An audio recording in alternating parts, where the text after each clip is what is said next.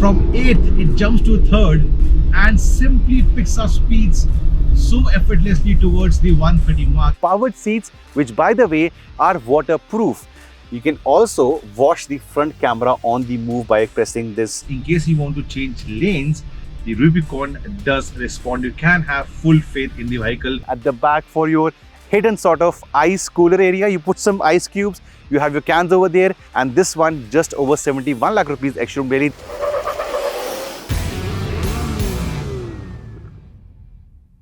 It's not only me who's gonna say this, but even Google will tell you the most capable 4x4 in the world has to be the Jeep Wrangler, especially in the Rubicon avatar. Welcome to 91 Wheels. This vehicle needs no introduction.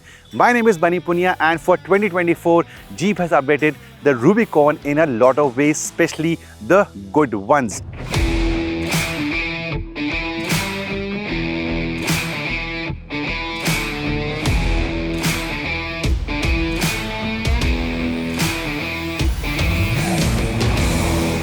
It went on sale a few months back in the Indian market, and there was a proper off-road experience in a natural habitat which unfortunately we missed, couldn't experience. But thankfully for the last week or so, I've been driving this massive 4x4 in and around Delhi, and I have something to tell you that you haven't seen in the Indian videos till now.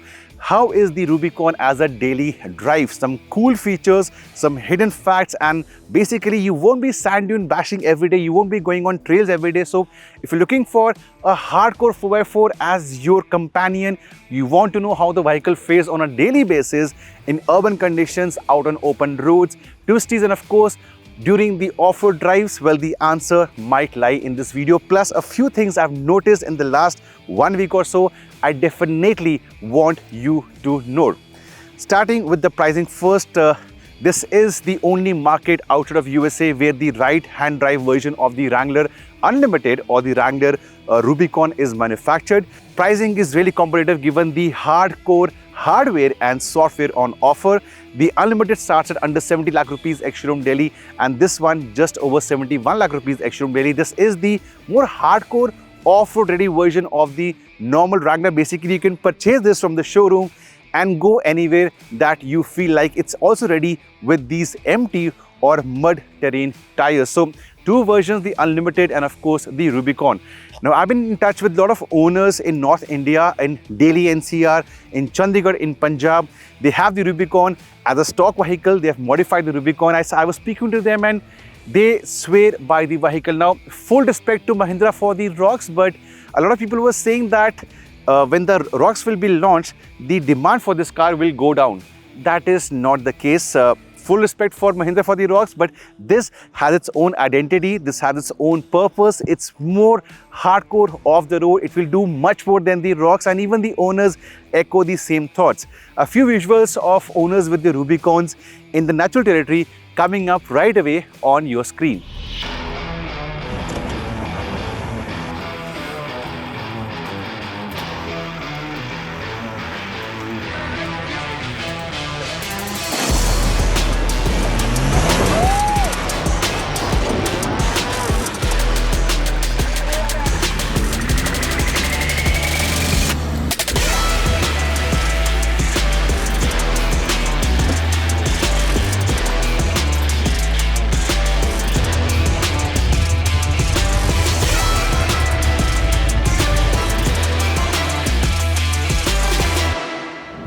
It's very rare I come across a media vehicle which is taller than me. That's the Rubicon for you.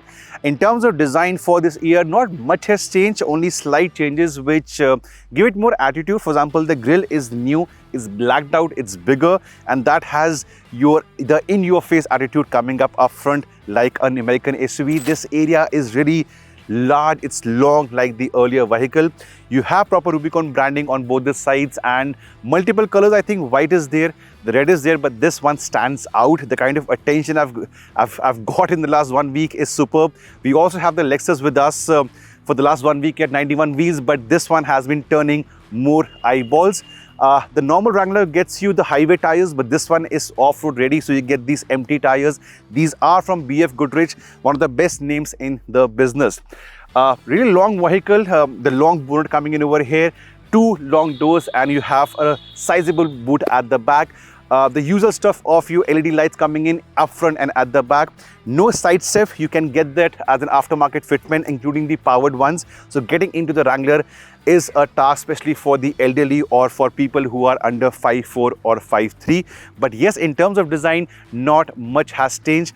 There are proper Rubicon and trail ready badging all across the car, and it's made in India. The fit and finish is really very good.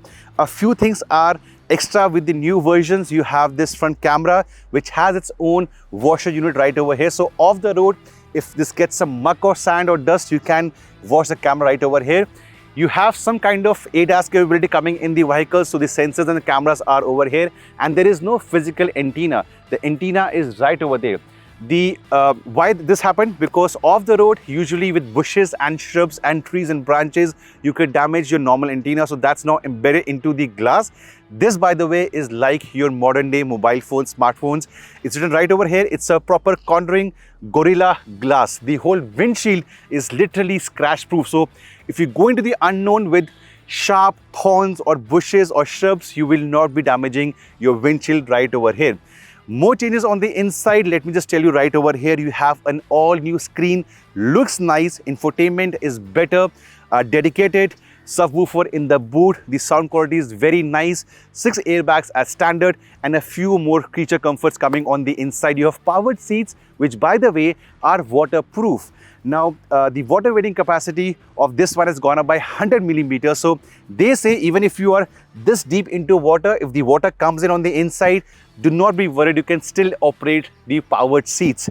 That's also the reason why the door pads don't have a proper door pad. They have a mesh, because a mesh allows for the proper water seepage coming out. You have multiple drain plugs on the inside. I showed you one on the co-driver footwell area. There is also a drain plug at the back for your hidden sort of ice cooler area. You put some ice cubes, you have your cans over there. Just remember to unplug the drain plug and you can drive this car into the unknown and have your own chiller at the back. So these add-ons really up the value for money quotient for the Wrangler Rubicon. Nowhere else in the world can you imagine to own a hardcore, one of the most capable 4x4s at around 70 lakh rupees ex-showroom Delhi. That's the kind of value this one offers.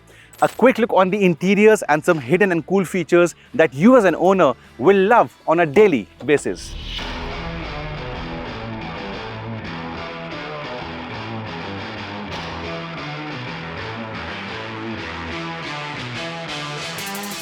On the inside of the Rubicon. Now getting in is definitely a task, especially for those who are short in height or the elderly or your kids. But once inside, things are pretty good for what is a hardcore 4x4 offering.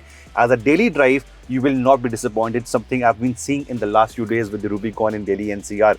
Once inside, you actually seated higher than most of the cars on the road, and the view of this vehicle in the rearview mirror of other cars is sometimes scary. You don't even have to honk, just flash the lights once and he or she will move to the left to let you pass. That's the kind of front face this one carries.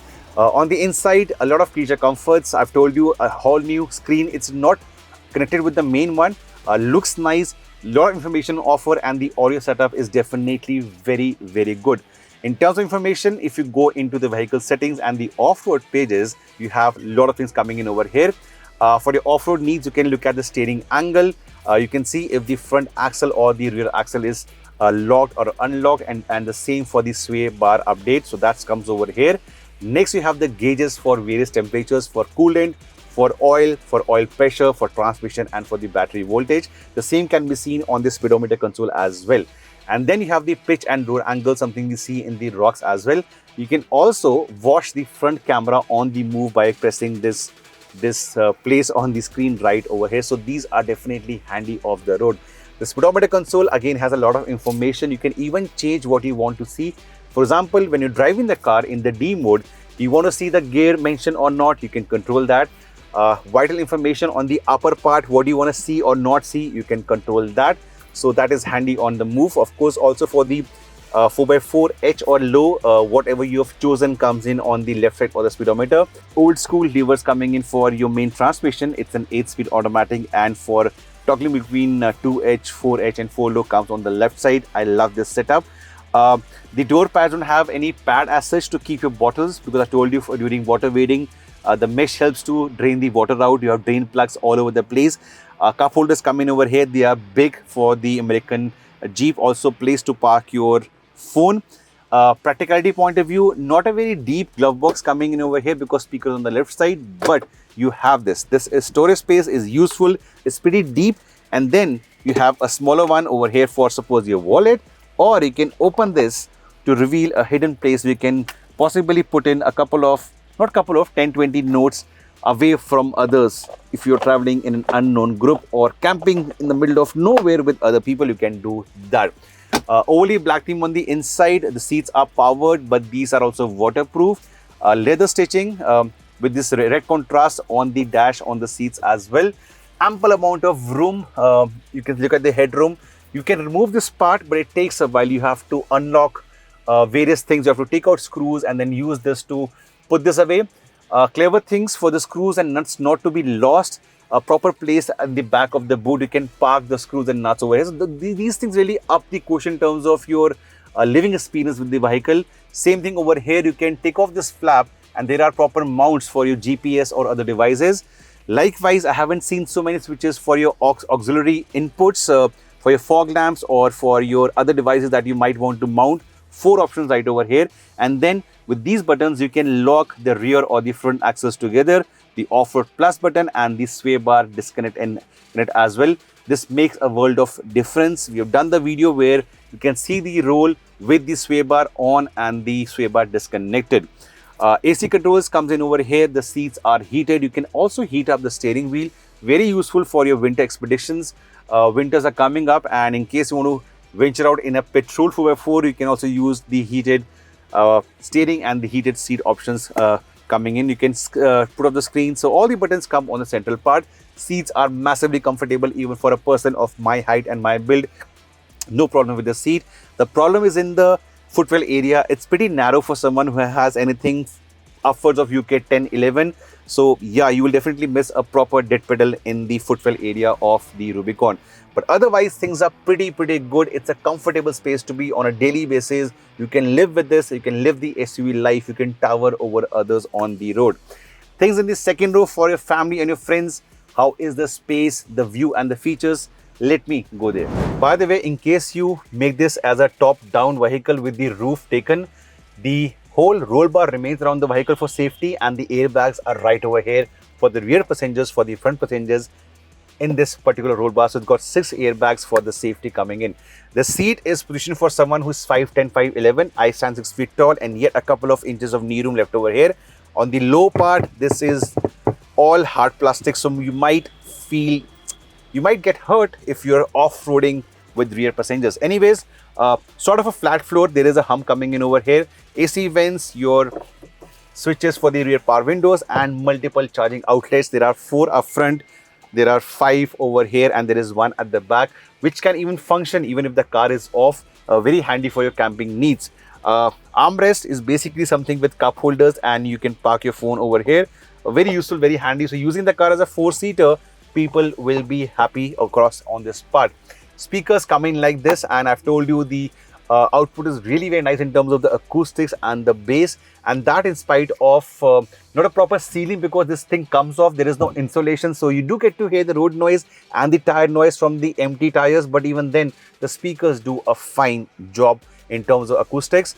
Even the view is not bad. The doors, they open up around 80 degrees wide. Getting in is a task, but you can use the grab handles or you can push shorter people into the car. Getting out will be easier as compared to getting in. So yeah, as a daily drive with your family, your friends, your relatives, or anyone you want to take for a long drive, this is very much livable. Likewise for the boot, it opens up traditionally like the older Rubicons or Wranglers, or like the way the Thar boot opens up, and ample space to have 3 or 4 large suitcases. I've been using this even as an airport vehicle for transfers. There was a wedding in the family, and the Rubicon has not disappointed in terms of the boot space on offer for a proper hardcore 4x4.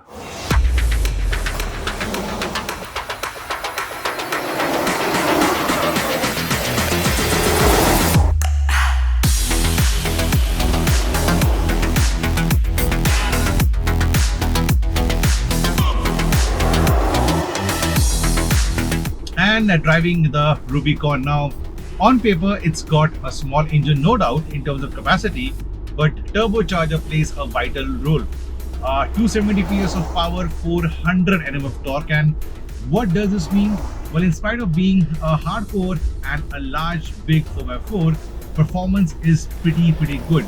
For starters, 0 to 100 coming up on your screen, and then I'll talk about more things.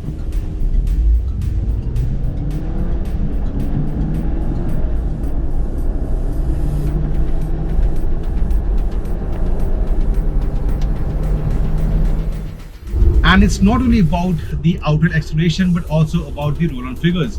For example, cruising at 80 in the 8th gear right now, if I go down hard on the right pedal, from 8th it jumps to 3rd and simply picks up speeds so effortlessly towards the 130 mark. And excuse me for this, it really picks up speeds so quickly. And given the roads, the way 140, 150 comes up, it's remarkable. So you can really surprise other road users if the road is right, given the right road. So yeah, performance is very much satisfactory, and the gearbox is clever. It's a 8-speed automatic. If you are just cruising around in traffic with a light right foot, even around the 45 mark, it will go into the 5th gear. So it tries to give you the best possible economy. Frankly, in the last week or so of my usage, around town in Delhi, I have been seeing around 6 to 7 kmpl. But on open roads, if you're driving with a light right foot, you can expect double-digit figures. So yeah, as a daily drive, if you commute long distance, Delhi to Gurugram or Bangalore to Hosur or Mumbai to Navi Mumbai types, you can expect 9 to 10 kmpl if you drive it gently, if you're just gonna be cruising with the traffic. That's about the daily drive. Shortcoming is that because this is a hardcore 4x4, empty or mud tires, they come standard and they can be noisy. They are from BF Goodrich, but even right now I'm actually raising my voice at 80-90 to speak to you. So yeah, because you won't be off-roading on a daily basis, as a daily drive the sound might bother you, but that's about it. You feel like the king of the road. You're really seated higher up. The steering doesn't require too much of an effort, and no gimmicks in terms of the drive modes coming in. Just slot the car into D, enjoy. Yeah, you have the manual mode, no paddle shifters. You do have the manual mode, and that does give you a bit of control over the transmission, but just leave it in D and it's quick enough, it's clever enough for daily usage. But the Rubicon is meant for off-roading. Now I'll do some bit of off-roading at Uras, the off-road adventure zone. I just want to show you how the sway works. If the sway bar is disconnected, the difference is really apparent. So let's go to Uras for a couple of obstacles, not too much.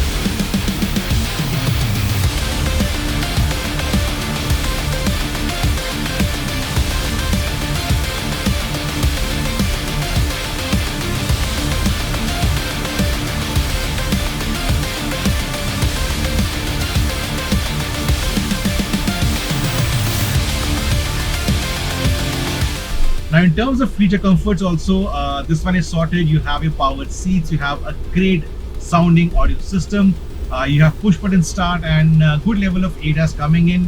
From the right side, the cruise control, I can then control my adaptive cruise control for the distance. So ample amount of features are also there. You can also start the car outside from the key, and internationally you get something called as the disco lights. On the Rubicon, you can use that, you can operate that from the key fob, but for the Indian version, I don't think it's there. I tried a couple of times, but did not happen. Yeah, but as a daily drive, the gearbox is decently responsive, peppy. The car is peppy, and in spite of the weight, I'm really getting used to it. So even in small gaps, if you want to go through on gaps, it's very much possible. It's just a matter of time, and once you do, you can use the size to your benefit and possibly scare away small cars. Now, apart from off-roading, if you want to be going to a hill station or twisties near your house on weekends, it doesn't bother you too much.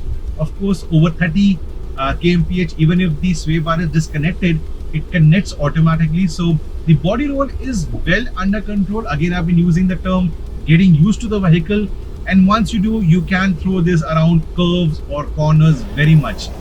Complementing that is the ride quality. It's really superb. Bigger potholes or big undulations around them, you do get thrown around a bit vertically and horizontally, but for most of the undulations or broken tarmacs that you encounter on a daily basis, the ride quality will definitely keep you happy. Sound is too much. I am at 100 kmph right now, and if I shut up, you can hear the roar of the tires. Don't change them, because off the road these tires are brilliant. Now, on the noise front from the tires, as long as you are around under 40 to 50 kmph, it doesn't matter much.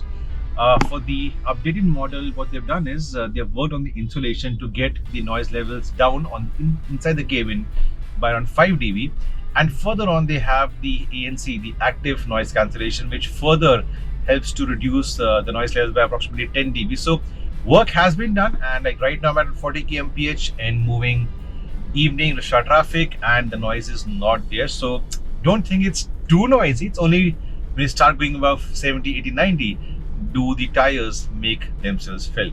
Last but not the least, this new model has full floating rear axle, which can be handy in case you want to tow something. The towing capacity has gone up, or if you want to get crazier and want to fit larger wheels, then this full floating axle definitely comes handy. So Jeep has taken care of pure enthusiasts as well, purists as well, who want to further go for extreme off-roading. With the full rear floating axle, things are better for such audience as well. Now, in starts of traffic in which I'm right now, the gearbox really is very smooth. You don't get to feel the upshifts at all. Second gear at 13-14, third gear at 25, so you don't get that jerk at all. It's really that smooth. And at higher speeds, in case you want to change lanes, the Rubicon does respond. You can have full faith in the vehicle. There are ample amount of driver aids backing you up in case you do need to have emergency maneuver. This car, this SUV, this 4x4 has you sorted. At lower speeds, I've just again realized, which I haven't told you, there's a truck next to me. Because the insulation is minimal over here, you can remove all this. You do get to hear a fair bit of loud traffic or loud horns or commercial traffic if they are next to you. That brings us to the end of this adventure-packed video with the Rubicon. Now, two big questions that I may want to answer you, because that is what you want to know. First, is the Rubicon worth the asking price? It's just over 70 lakh rupees ex-showroom daily, which means over 80 lakh rupees in various states depending upon the RTO you pay or the insurance you pay, but some discounts are definitely in place. At this price, what you get is possibly the most capable 4x4 under the 1 crore mark. It's also an eye magnet, it's got the attitude, the engine is quick enough, and it's got ample features to pamper you or your family members. Second question, can this be your daily drive? Why not? It takes just a few days for you to get used to this size. This is my 8th day with the Rubicon. I'm getting used to this size. It's not that tough to drive, and of course the engine is slightly thirsty. The tires are noisy, but they are there for a reason. But apart from that, I don't find any big issue that may come in the way of me recommending you the Rubicon. If you've always dreamt of getting the Wrangler home, this is it. You can invest into this one. Yes, it's an investment in many ways. Anything I've not covered in the video, please let me know in the comment section below. I'll be more than happy to get back to you personally. And winters around the corner, we'll be heading up north to either Himachal or Kashmir to bring you a snowy travelogue. Which location and which vehicle? Well, wait for a few weeks, and to support us, you know what to do. Do subscribe and also hit the bell icon as well. It's time for me to again head out to various courses at Auras.